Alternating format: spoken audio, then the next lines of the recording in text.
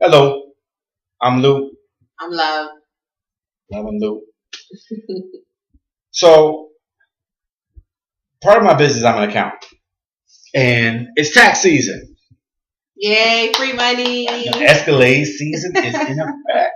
I just want to talk real quick about some of the stupid tax stories that I have that happen because I'm outraged.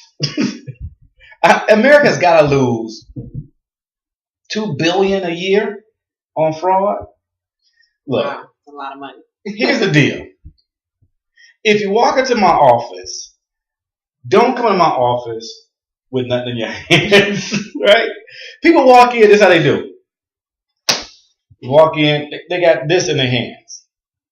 And they go, I won't do my taxes. Right? That's how they talk. And I say, all right, let me see what you got. Oh, I need to bring stuff? Yeah. Of course you need to bring stuff. Well, what do you do for a living? Oh, I was self-employed. Okay, what'd you do? Um, I fix cars. Dude, dude, dude. Go to the flea market and have your taxes done. Right? Go to the gas station down the street that has a tax. It's a gas station down the street that has a tax place inside. Go there with that crap. Like, Yeah, everybody does taxes. I mean, but everybody don't do taxes well, right? The other thing that I hate is, true story, guy comes in my office and he says, I have a dependent. Okay, I'm going to claim my son. And I go, okay, his mama on his way up here with his information. All right, cool. Well, let me get some information first. What's his name? And the guy says, I'm going to have her tell you all that. What? How do you not know your son's name when you claim all your taxes? Like, come on. Look, here's how this stuff works. When you walk into your tax professional to have your taxes done, I understand you want to get an Escalade. I want you to have one, especially if I can do the financing for it. Right? I want you to have an Escalade. But there's a right way and a wrong way to get it. So when you walk into the office, I don't need to see a whole lot of paperwork. All right? You show me stuff, right? But if your stuff is relatively simple, Graylin, I had a business, I did this, I did that. Done. I tell everybody, look, when the IRS comes knocking, you're going to have to prove all this stuff.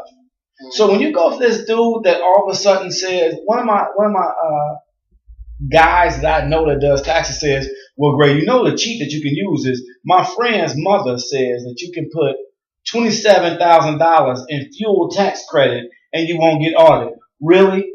Really? Really? I live in Chicago, Illinois, but I have a farm with $27,000 worth of fuel? You don't think you're going to get an audit for that? If you're trying to claim a child, they're going to come back and they're going to ask you for things after a while. Show me his medical records. Show me his school records. You live in Wyoming. The child lives in Alaska. How he going to school with you? How does he live with you? How does he live with you? You know, I'm self-employed. Doing what? I do hair. Here's the thing. That could be legit. You do hair legit. You do hair legit. That counts.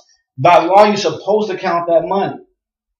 But you got to have some receipts or something. I mean, I'm just blown away by the things.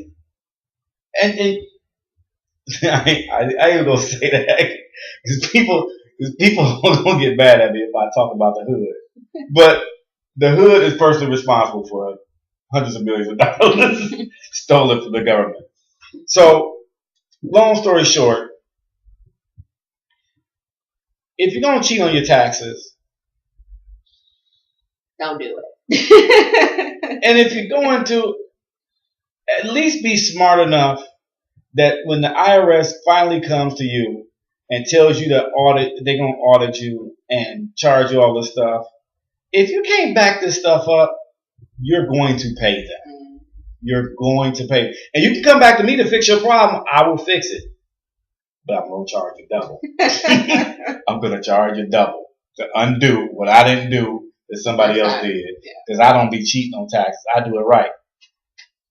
IRS. Don't be listening anymore. Right? Look, be smart about this stuff, all right?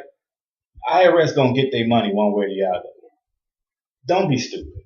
Nah, it's definitely not worth it. I mean, I had a friend that sent me a friend of hers, and kind of same story. He was claiming a child on his taxes that was not his, and the IRS came looking for him. They wanted all of their money back, and he had already spent it. Of course he spent it. He got to escalate. So it really isn't worth it because it messes you up. They'll keep looking, waiting for you to file the following year, waiting to see, did you do them correctly? So it just really isn't worth the headache. It's just not worth it. It's not worth the headache. And the other thing is, I had a lady that came in. She said, "Oh, last guy told me I was going to get $3,000 back." Just by asking the right questions, doing things right, her return went from $3,000 to $9,000. Wow. Doing it right. Doing it right. Look, the big companies have a help wanted sign up every August. Right? Mm-hmm. Every August, they looking for new people. Yeah. If you're gonna go to the big companies, I don't want them to sue me, so I ain't gonna say their names. Right? If you're gonna go to the big companies, sit at home and do TurboTax. That's basically what they're doing. Mm-hmm. They're doing question and answer. Right? If you really want professional help, come see a professional like myself. Right? To get the real help that you need. How can you tell? Right? Because we're all about solutions. How can you tell? If you walk in with complete and total bull and a guy or woman says no, they're good. Right? Right? They're good at what they do because they're not going to jeopardize their career for $2,000. Exactly. Right? If they ask you questions, they'll probably know what they're talking about. I don't mean questions like, what's your name, social security number, and how many dependents you have. But they ask about your life. What have you done different? Did you buy a house? Yeah. Do you want to buy a house? Did you go to college? Do you do any work on the side? Do you have a side business? Right? Things of that nature. Most of the time, with most people, a side business usually has a loss. Mainly because all the startup business and so many other things become write-offs. Girl says, "Well, I did a little bit of personal training this year." Well, great. Guess what? Your gym membership can be written off now. She goes to CrossFit with me, the hard exercise work gym, $125 a month. Gone because it's a part of her doing business. She got to get her body right to do business. Her gym shoes, or if you're up in the East Coast, sneakers. Sneakers around for what's hard bottom shoes? Binders. Right? Her spandex pants, all that stuff becomes a write-off. So now she made $500, but she wrote off $2,000 that she didn't even know she could. Right?